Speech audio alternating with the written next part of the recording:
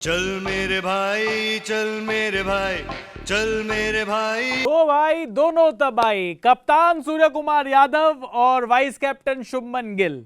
पर आप ये सोच रहे होंगे कि ये वीडियो क्या इन दोनों के बारे में है? नहीं।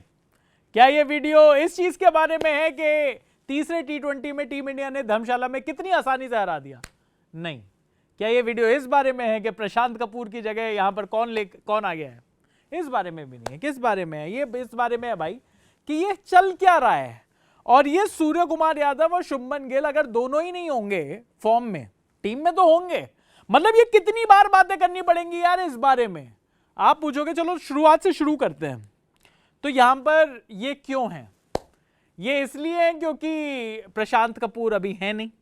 प्रशांत कपूर कहां चले गए हैं कुछ पता नहीं चल रहा। उनको वापस लाने की कोशिश करी जा रही है पर वो आ नहीं पा रहे हैं। पता नहीं, शायद वो देख नहीं पा रहे क्रिकेट या क्या हुआ, या फिर उनको गौतम गंभीर के पीछे बैठा हुआ भेजा था हमने। पर फिर हमने ये डिसाइड किया कि हम प्रशांत की जगह किसी को भी यहां पर बिठाते हैं। जब कोई बात होनी नहीं प्रशांत की, उसने वैसे भी है के अलावा करना ही क्या था, तो यहां पर कम से कम थोड़ा सा आप ग्लैमर ही देख लो। आप बताइए कि अगर प्रशांत को क्या हमें इनसे रिप्लेस कर देना चाहिए? लेकिन चलिए अब क्रिकेट पर चलते हैं। बात करते हैं धर्मशाला में जो तीसरा टी20 हुआ। टीम इंडिया ने बड़ी आसानी के साथ 7 विकेट से मैच जीत लिया है और इंडिया 5 मैचों की टी20 सीरीज में 2-1 से आगे है। यह बात आपको पता है ऑलरेडी। ये देखने के लिए आप इस वीडियो को नहीं आए हो। आप किसको देखने के लिए आए थे? हम दोनों को, मतलब मुझे और प्रशांत को। पर आप ये बताओ कि अब हम दोनों अगर ये वीडियोस करें तो कैसा लग रहा है, ये आप कमेंट बॉक्स में लिखते जाना। पर बहरहाल टीम इंडिया ने बड़ी आसानी से मैच जीता, लेकिन अभी भी जो प्रॉब्लम है वो वहीं की वहीं है। और कितनी बातें करी जाएं शुभमन गिल पर, कितनी बातें करी जाएं सूर्य कुमार यादव पर यह समझ में नहीं आ रहा कि इन दोनों की फॉर्म कहां गई है और जहां गई है वहां से वापस क्यों नहीं आ पा रही? क्या इतनी दूर चली गई है कि वहां से आएगी ही नहीं? तो हम किस चीज का वेट कर रहे हैं? क्या हम टी20 वर्ल्ड कप में अपने कैप्टन और वाइस कैप्टन दोनों ही जो फॉर्म के बिना बैठे हुए हैं उनके साथ क्या प्लेइंग 11 में जाने वाले हैं? और जिस वजह से हम जो फॉर्म में थे या फिर जो फॉर्म में आ सकते थे या फिर जो इस फॉर्मेट के लिए मोर सूटेबल हैं, हम उन सबको ही टीम से बाहर देखेंगे। इन सारी बातों पर हम थोड़ी सी चर्चा करते हैं। धर्मशाला वाले मैच में टॉस के टाइम पर पता चला कि जसप्रीत बुमराह अपने किसी पर्सनल लाइफ में कुछ चीजें चल रही हैं जिस वजह से वो मुंबई वापस आ गए और वो अवेलेबल नहीं है सिलेक्शन के। अक्षर पटेल के बारे में पता चले कि वो भी सिलेक्शन के लिए अवेलेबल नहीं थे, उनकी तबीयत में थोड़ा सा खिंचाव था। तो टीम इंडिया ने जो प्लेइंग 11 खिलाई, उस प्लेइंग 11 में टीम इंडिया ने अक्षर पटेल की जगह खिलाया कुलदीप यादव को और जसप्रीत बुमराह की जगह खेले हर्षित राणा। अब हर्षित राणा से मुझे यह भी लगता है कि हर्षित राणा ने देखो प्रूव कर लिया है कि टीम इंडिया के वो 3rd बेस्ट सीमर हैं।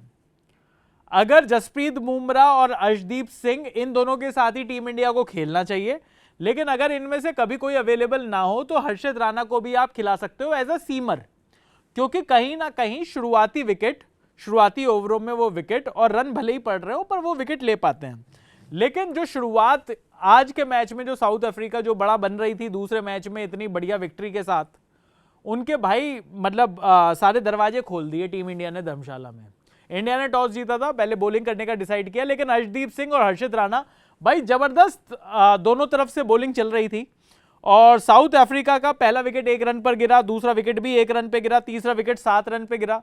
तो 7 रन पर जब 3 विकेट हो गए, रीजा हेंड्रिक्स आउट हो गए, क्विंटन डिकॉक आउट हो गए, डेवॉल्ट ब्रेविस आउट हो गए, तब ऐसा लग रहा था कि भाई साउथ अफ्रीका की टीम बहुत ज्यादा आगे नहीं जा पाएगी। और हुआ भी यही, क्योंकि 30 रन पर चौथा विकेट रिस्टन स्टब्स का, कॉर्बिन बॉश 44 रन पर, 69 पर डोनोवन फरेरा, 77 पर मार्को येंसन, 113 पर एडन मार्करम, 115 पर एनरिक नॉकिया और 117 पर ऑल आउट। यानी कि कोई पार्टनरशिप हो ही नहीं साउथ अफ्रीका की। टीम इंडिया की बॉलिंग को 10 में से 10 नंबर मिलने चाहिए। अर्शदीप ने 4 ओवर में 13 रन देकर 2 विकेट लिए। हार्दिक पांड्या ने 3 ओवर में 23 रन देकर 1 विकेट लिया। वरुण चक्रवर्ती ने 4 ओवर में 11 रन देकर 2 विकेट लिए। शिवम दुबे ने 3 ओवर में 21 रन देकर 1 विकेट लिया। कुलदीप यादव ने 2 ओवर में 12 रन देकर 2 विकेट लिए। और हर्षित राणा यहां पर भी सबसे महंगे साबित हुए, लेकिन उसके बावजूद भी जो 2nd और 3rd विकेट था, यानी कि जो शुरुआत में जो ब्रेक थ्रू दिलाए वो हर्षित राणा ने ही दिलाए। क्विंटन डिकॉक को आउट किया, डेवॉल्ट ब्रेविस को आउट किया, 4 ओवर में 34 रन, 2 विकेट। टीम इंडिया ने बहुत बढ़िया परफॉर्मेंस दी थी, सिर्फ 118 रन बनाने थे मैच जीतने के लिए, और उस 118 में भी गजब की शुरुआत दे दी अभिषेक शर्मा ने। 18 बॉलों में 35 रन बनाकर 3 चौके 3 छक्के लगाए। 60 रन टीम इंडिया ने 5.1 ओवर में ही बना दिए थे। अब उसके बाद जब 118 बनाने हो, 60 रन बन चुके हों, उसके बावजूद भी अगर आपका कैप्टन और वाइस कैप्टन जो खराब फॉर्म में चल रहे हैं, वो उसके बावजूद भी नॉट आउट रहकर टीम को विक्ट्री तक ना पहुंचा पाए, तो मुझे समझ में नहीं आता कि इनका क्या करना चाहिए। अब आप बताओ कि कमेंट सेक्शन में क्या करना चाहिए, क्योंकि अब ये स्टैट्स भी बड़े पुराने हो गए कि जी 17 मैच 18 मैच हो गए, एक 50 नहीं आई है, सूर्या की नहीं आई है, शुभमन की नहीं आई है। अरे तो किसकी आई है, और जब नहीं आ रही तो कब तक इंतजार करना है, ये आप मुझे बताओ थोड़ा सा। मुझे समझ में नहीं आ रहा। अब मुझे ये समझ में नहीं आ रहा, क्योंकि इन 2 मैचेस के बाद जो साउथ अफ्रीका की सीरीज में बचे हैं, इसके बाद सिर्फ 5 मैच हैं न्यूजीलैंड के साथ, और फिर है T20 वर्ल्ड कप। अब अगर शुभमन गिल अगर फॉर्म में नहीं है, और शुभमन गिल अगर एक मैच में रन मार लेंगे तो हम समझ जाएंगे कि वो फॉर्म में आ गए। सूर्य कुमार यादव एक मैच में रन मार लेंगे तो हम समझ जाएंगे कि वो फॉर्म में आ गए। अगर वो 18-20 मैचों में, अगर लगभग पिछले 18-20 मैचों में सूर्य कुमार यादव का 15 से ऊपर का एवरेज नहीं है, शुभमन गिल की 150 नहीं है, तो आप मुझे बताएं कि ये जो T20 वर्ल्ड कप में हम जा रहे हैं, ये अपना क्राउन डिफेंड करने के लिए जा रहे हैं, 2024 का T20 वर्ल्ड कप डिफेंड करने के लिए जा रहे हैं, ये हम कैसे जा रहे हैं और क्यों जा रहे हैं, तो ये आप मुझे बताइएगा। क्योंकि शुभमन गिल 28 बॉलों में 28 रन, भाई 5 चौकों के साथ 100 का स्ट्राइक रेट शुभमन गिल का। मतलब शुभमन गिल से अगर खराब किसी का स्ट्राइक रेट है तो वो बाबर आजम का ही है। बाकी उनसे रिजवान भी शुभमन गिल से ज्यादा स्ट्राइक रेट से रन मारता था भाई।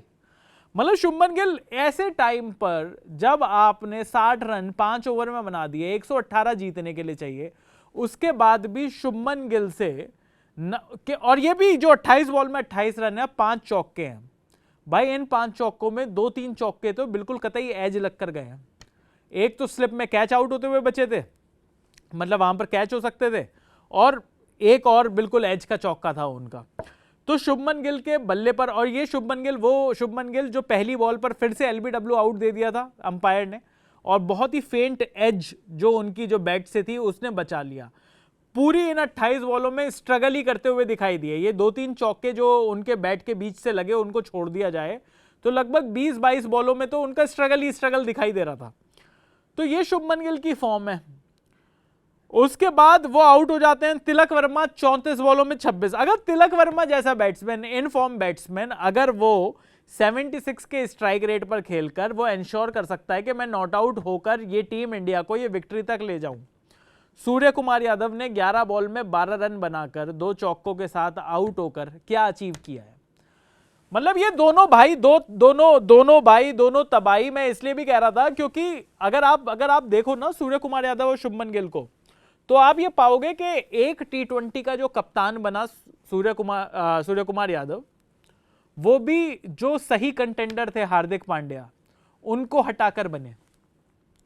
मैं ये नहीं कह रहा कि उन्होंने पॉलिटिक्स करी, पर पीछे जो पर्दे के पीछे जो भी पॉलिटिक्स हुई उसमें हार्दिक पांड्या जिनको कप्तान होना चाहिए था, और मैं आज भी कह रहा हूं हार्दिक पांड्या की कप्तानी में गुजरात टाइटंस पहले ही टूर्नामेंट में वो जिताकर लेकर गए। शुभमन गिल की कप्तानी आप देख ही रहे हो लगातार। शुभमन गिल की कप्तानी में हम इंग्लैंड में जाकर हमने टेस्ट सीरीज ड्रॉ करा ली। ये इतनी बड़ी बात हो गई कि गंभीर भी उसको क्लेम कर रहे हैं, शुभमन भी उसको क्लेम कर रहे हैं, शुभमन के फैंस भी उसको क्लेम कर रहे हैं, पर विक्ट्री अभी भी हम क्लेम नहीं कर पाए। उसके बाद अगर आप बात करो हार्दिक पांड्या की, तो भाई हार्दिक पांड्या बनते थे वहां पर कप्तान बनना, लेकिन हार्दिक पांड्या नहीं बने। उनकी इंजरी की कंसर्न्स बताए गए, 10 और कंसर्न बताए गए, और हार्दिक पांड्या की जगह सूर्य कुमार यादव कप्तान बने। अब सूर्य कुमार यादव की कप्तानी में एक चीज तो जो सही हुई है वो ये है कि टीम इंडिया लगातार मैच जीत रही है। अगर आप 25 मैचों में से लगभग 3-4 ही मैच हारे हो तो यार ये तो आप बहुत ही जबरदस्त कप्तान कहलाओगे। लेकिन दुनिया को पता है कि इन 20-25 मैचों में टीम इंडिया के बॉलर्स ने ही लाज बचाई है, और बैटिंग के नाम पर अभिषेक शर्मा, तिलक वर्मा, अभिषेक शर्मा, इन दोनों के अलावा एक भी प्लेयर ऐसा नहीं है जिसकी लगातार कंसिस्टेंटली जिसने परफॉर्म करके दिखाया हो टीम इंडिया के लिए। अब यहां पर 3 नंबर पर सूर्य कुमार यादव नहीं आए, तिलक वर्मा को भेजा गया। पिछले मैच में अक्षर पटेल को भेजा गया था, उससे पिछले मैच में सूर्य कुमार यादव खुद आए थे। कप्तान क्या खुद डिसाइड नहीं कर पा रहा कि उसके लिए जगह कौन सी है? ये कौन डिसाइड कर रहा है कि वो 3 नंबर पर जाएगा या 4 नंबर पर जाएगा? अगर 60 रन बन चुके थे 5 ओवर में, क्या सूर्य कुमार यादव ने डिसाइड कर लिया कि वो 4 नंबर के बैट्समैन है? अगर डिसाइड कर लिया तो ठीक है, लेकिन अगर अभी भी ऊपर नीचे करना है तो भाई मुझे एक बात बताएं, 5 ओवर में 60 रन बन चुके हैं, 118 रन टोटल बनाने हैं, उसमें ऐसा क्या करना था सूर्य कुमार यादव को? ऐसा क्या लगा सूर्य कुमार यादव को कि वो वहां पर नहीं आ सकते थे?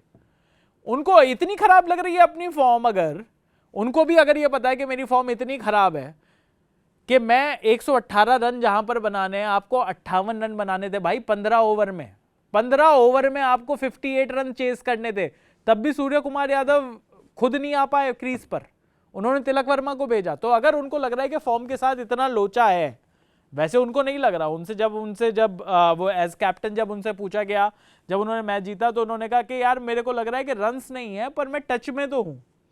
और ये बात कहीं ना कहीं उनकी बात में थोड़ा सा दम ये है कि वो चौके लगा रहे हैं हर मैच में।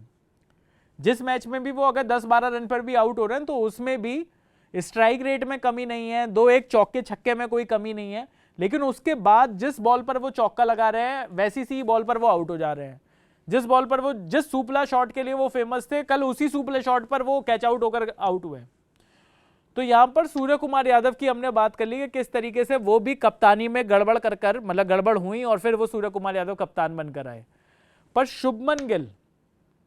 जब शुभमन गिल वनडे के कप्तान बनाए गए तो भाई रोहित शर्मा तो अभी भी खेल रहे हैं वनडे, उसके बावजूद भी, और रोहित शर्मा उससे पिछला टूर्नामेंट चैंपियंस ट्रॉफी जिताकर लाए थे, उसके बावजूद भी उन्हें हटाकर नहीं है जी हमें तो ऑल फॉर्मेट कैप्टन चाहिए, ये चाहिए, सो चाहिए, नया कप्तान होगा, लीड करना है, 2 साल मिलने चाहिए, तो आपने जल्दबाजी में बना दिया उनको कप्तान।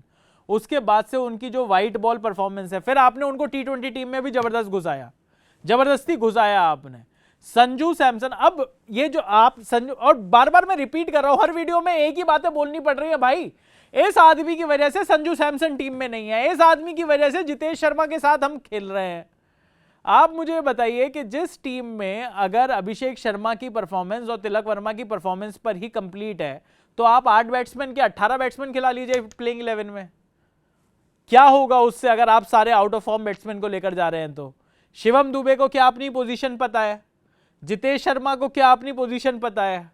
हार्दिक पांड्या चलो आपके नंबर 5 पर हैं, पर क्या हमें प्लेइंग 11 पता है कि उसमें अगर सारे प्लेयर्स अवेलेबल होंगे तो क्या अक्षर पटेल होंगे या नहीं होंगे? आपने अर्शदीप को बीच में इतनी टाइम तक बेंच करके रखा, अब आपने अर्शदीप को डाला, 1 ओवर उनका पिछले मैच में बहुत सारी वाइड गई, तो हमने गौतम गंभीर को देख लिया कि उनके अंदर कितनी ज्वाला, बिल्कुल ज्वालामुखी फूट गया उनके अंदर।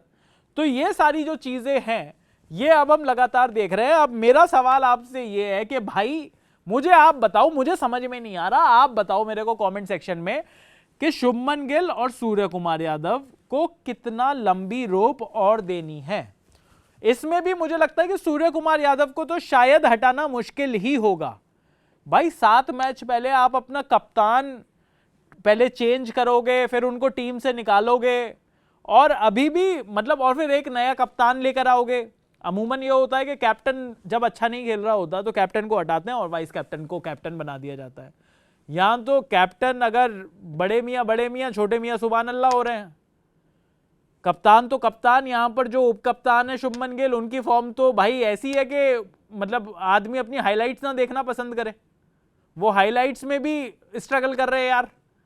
आदमी सिर्फ और सिर्फ पहले तो पूरे मैच में स्ट्रगल होता है, वो हाइलाइट्स में भी स्ट्रगल करते हुए दिख रहे हैं यार।